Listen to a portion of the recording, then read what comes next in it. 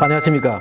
경산이 아주 여러 가지로 복받은 고장, 남천강이라든지 오목천, 금호강, 또 그 위에 이 맥반석이 많은 하도지가 있고, 또 송림지가 있고, 넓은 평야가 있고, 또 이 교통이 발달되어 있는 여러 가지 좋은 점이 있습니다. 근데 경산에 한 가지 이제 문제가 뭔가 하면은 경부선 이 고속철, 철도가 경산에 주택지를 지나간다는 것이 참 큰 단점 중에 하나입니다. 근데 이 문제를 우리가 빨리 해결을 해야지 이 지역이 아주 건강하고 쾌적한 그러한 주거지가 될 수가 있다. 바로 이 철도라는 것은 상당히 좋은 교통수단으로 알려져 있습니다. 에너지가 적게 들고 또 속도가 빠르고 또 이동하는 데 편안하고 앞으로는 미래의 이 도시와 도시 사이에는 철도로 또 도시 내에서는 이렇게 자동차라든지 또 경전철 이런 걸로 가는 그런 시대가 올 거라고 예상을 하고 있습니다. 철도가 굉장히 좋은 교통수단이죠. 근데 철도에서 지금 영원히 한 가지 해결하기 어려운 문제가 뭐냐? 바로 이 소음과 진동 문제입니다. 지금 경산이 거의 이 주택가를 이 철도가 지나감으로 해가지고 여기에 거주하는 분들의 여러 가지 이제 소음을 일으키는 거죠. 여기는 경산의 주택가에 이 경부선이 지나가는 철도 주변입니다. 바로 이 철도 주변에서 지나가는 기차의 소음을 우리가 측정을 했습니다.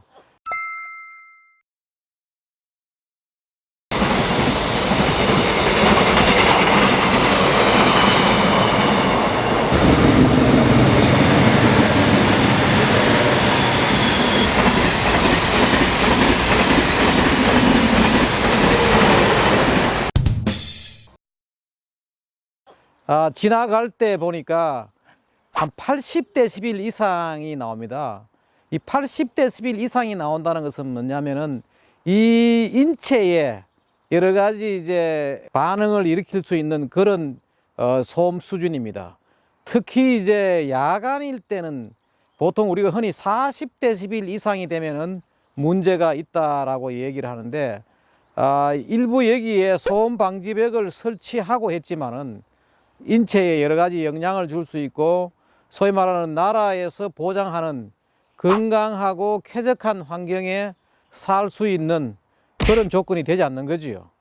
직접 가서 이제 측정을 해보니까 그나마 지나가는 열차 중에서 소음을 적게 내는 그런 무궁화호라든지 이런 것을 찍었을 때도 거의 한 80dB 이상으로 나오는 것이 밝혀졌습니다. 실제로 보면은 우리가 소음의 영향을 보면은 말입니다.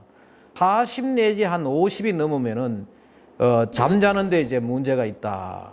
그리고 공부하는데 여러 가지 이제 문제가 있고 이것이 오래 노출되면은 여러 가지 말초 혈관을 수축시키고 혈압을 상승시키고 또 이게 장시간 노출되면은 청력 장애에 이르는 80 같은 거는 이걸 금지하고 있는 그런 상황입니다. 지금까지 여러 가지 이제 외국에서도 이런 사례들을 많이 연구를 했는데 우리나라에서는 대부분 다 바로 이 소음 방지벽을 쓰고 있죠.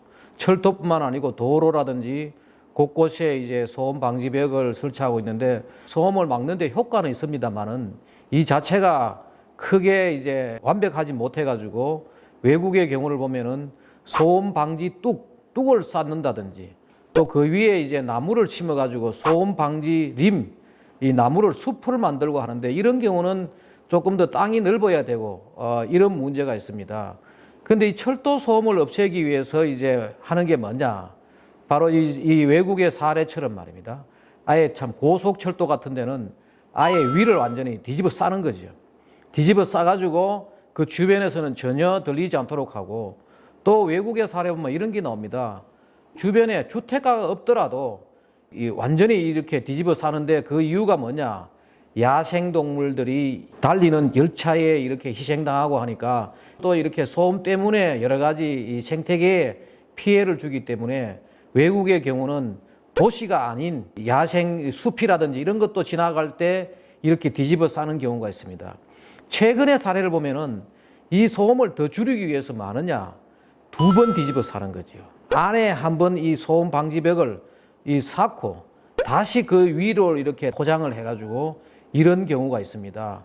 그래서 이제 이것을 막으려고 곳곳에서 노력을 하고 선진국의 경우는 가장 중요하게 생각하는 게 뭐냐? 건강하고 쾌적한 이 생활 환경입니다.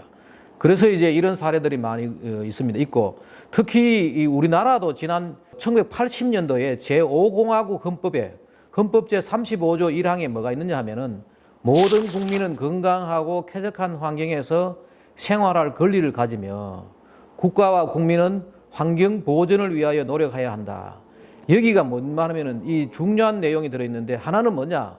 국민이 가질 수 있는 권리와 또 국민이 해야 될 의무, 국가가 해야 될 의무 두 가지가 있는데 이 권리를 우리가 뭐라 그러냐? 환경권이라 그럽니다. 그 모든 국민은 건강하고 쾌적한 환경에서 생활할 권리를 갖는다.